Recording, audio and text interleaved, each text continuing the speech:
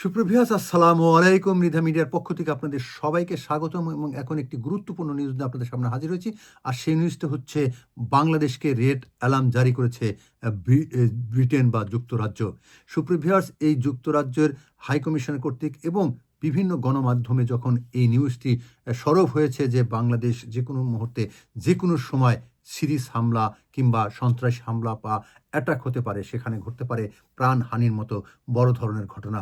সেই নিউজের পর থেকে বাংলাদেশ যেমন সতর্ক হয়েছে, ঠিক তেমনি ব্রিটেন থেকেও যারা যেসব যাত্রীরা বাংলাদেশে যাবেন তারাও কিন্তু সতর্ক হয়েছে।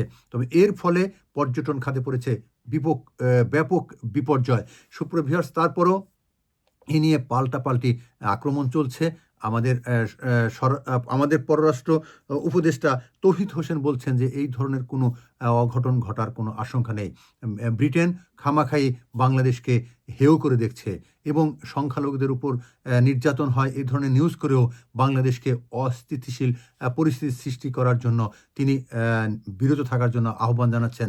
তিনি বলছেন বাংলাদেশ এখন অনেক সুস্থ এবং সুন্দর আছে। তবে আপনারা জানেন যে 5ই আগস্টের পর বাংলাদেশের পট পরিবর্তন হয়েছে এবং তার আগে থেকে অর্থাৎ এবছরটি কিন্তু আসলে আন্দোলন এবং সংগ্রাম এবং বিভিন্ন রাজনৈতিক একটি মোর্চা বলতে পারেন কিংবা রাজনৈতিক পট পরিবর্তনের ফলে বাংলাদেশ আসলে কতটা ভালো আছে সেটা তো আসলে আমরা সবাই কম বেশি জানি। কারণ এই বছরটি হচ্ছে এই জুন থেকে শুরু করেন যদি, তাহলে আন্দোলন এবং পাল্টা আন্দোলন, ক্ষমতা হস্তান্তর, নতুন সরকার, বিভিন্ন কারণে বাংলাদেশের অবস্থা কিন্তু আসলে যতটা ভালো মনে করছেন যারা উপদেষ্টা আছেন তারা কিন্তু আসলে কি ততটা ভালো আছে, সেই প্রশ্ন আপনাদের কাছেও।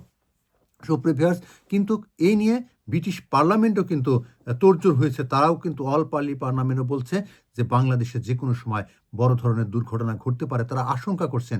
এই আশঙ্কা কিন্তু একবারে উড়িয়ে দেওয়ার মতো নয়।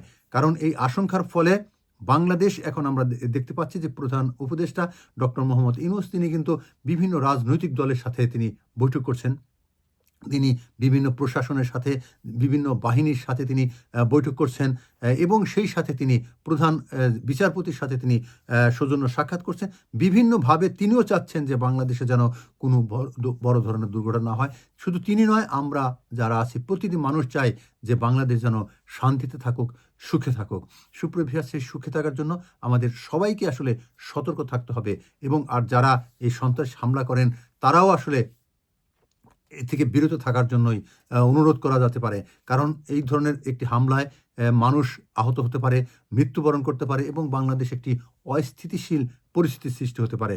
সেই অস্থিতিশীল পরিস্থিতিতে না হয়, বাংলাদেশ যাতে সুন্দর থাকে, ভালো থাকে সেই প্রত্যাশা থাকবে। তবে এই নিউজের ফলে ব্রিটেন থেকে বাংলাদেশে যাত্রীর সংখ্যা অনেকটাই কমে গেছে। আপনারা জানেন যে ডিসেম্বরে এমনিতেই টিকিটের দাম বেশি থাকে। তারপরেও মানুষ কিন্তু বাংলাদেশে যাওয়ার জন্য উদগ্রীব থাকে। নিজের দেশ কিংবা যারা পর্যটন যারা ঘুরতে যান, এই শীত মৌসুমে বাংলাদেশের ওয়েদার অনেক ভালো থাকে। এইজন্য অনেক পর্যটকরা সেখানে পর্যটনের জন্য যান, সেখানে ঘুরতে যাবেন। কিন্তু এই নিউজের ফলে সেখানে অনেকটাই ভাটা পড়েছে।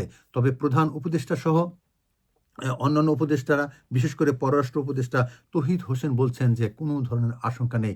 তারা সজাগ রয়েছে এবং এটি একটি বানোয়াট বলেও নিউজ বলেও তিনি ধারণা বলছেন। তিনি বলছেন যে ব্রিটেন সরাসরি বাংলাদেশকে একটি হেয় করে দেখছেন। এই হেয় যাতে না হয়, আসলে এই আশঙ্কায় থেকে যায় যেন বাস্তবায়িত না হয়, সে ব্যাপারে সবাই দোয়া করবেন। সুপ্রিয়, সবাই ভালো থাকবেন, সুস্থ থাকবেন এবং নিরাপদে থাকবেন। যে যেখানে আছেন ভালো থাকুন, সুস্থ থাকুন এবং আল্লাহ যেন আমাদের এই ধরনের দুর্ঘটনা থেকে হেফাজত করেন। আমিন।